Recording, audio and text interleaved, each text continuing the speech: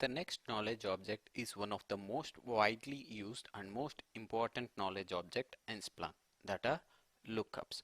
Lookups are another set of knowledge object that provides data enrichment by mapping a selected fields or values in an event to add other fields or information to a specific set of events. For example, we can see in our lab how we can map each status code in our Splunk access log to its HTTP response, and also we have prices.csv or a lookup file which has been downloaded as part of our tutorial data.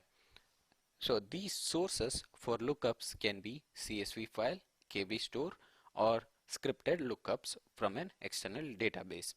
In our lab, we will be seeing how to create this lookup and share this lookup and use this lookup in our search to enhance the data. First, let us go to our searcher. So this is our searcher. In order to see what all the lookups are available, go to settings, lookups, and you will be able to see all the lookups that are present as part of our Splunk installation. So here you can list them based on specific order. I'll just for now list them based on lookup table files. As you can see, it has couple of lookups, that is geostatistics, which are inbuilt as part of our Splunk installation. If you want to create new lookup, I have downloaded prices.csv. This is the prices.csv which is as part of our tutorial data, and here is the actual file.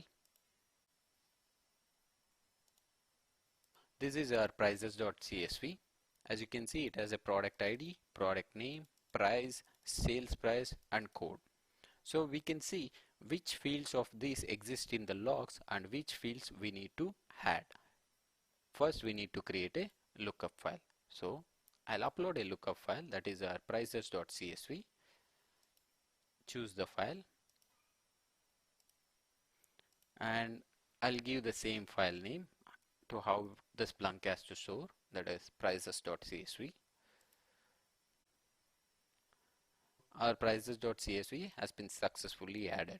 Let's say if this file has to be used by some other users of Splunk, click on permissions next to your newly added prices.csv. As we have shared other permissions, this is quite similar. All apps, that is global privilege. Everyone which are using Splunk, they will be having read access. Admin will have write and power user will have write. These are some of the best practices, so I'll be sticking to those. Admin and power users of Splunk will have the edit permissions for our prices.csv. Now let's go back to our search app, and we'll see out of what fields these CSV, the information that are present in our logs, that is index is equal to main source type is equal to our access logs. This is the tutorial data, so probably you can also run the same queries and see how the data has been parsed and how you can add more information. We'll see what fields are present. I'll select or I'll deselect all other events. I'll keep only the default selected fields, that is host, source, and source type. So we'll see, do we have product ID? Yes, we have product ID. Do we have product name? We don't have product name. Do we have price information? We do not have the price information too. Sale price? No. And the code for the product?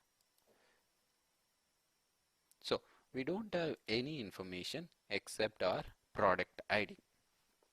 Let's see how we can add all these fields as part of our Splunk fields. So what I'll do, I have a lookup file uploaded, that is prices.csv, which consists all this information. I'll use a command called lookup. Using this lookup, I need to mention which file I need to look up for. That is, we know while uploading we have given it a name called prices.csv. So this is the file. The second option or the argument is which field in our CSV file should be looking for. That is product ID. It should map to our field in Splunk that is already existing. This is our field in Splunk, all small product ID.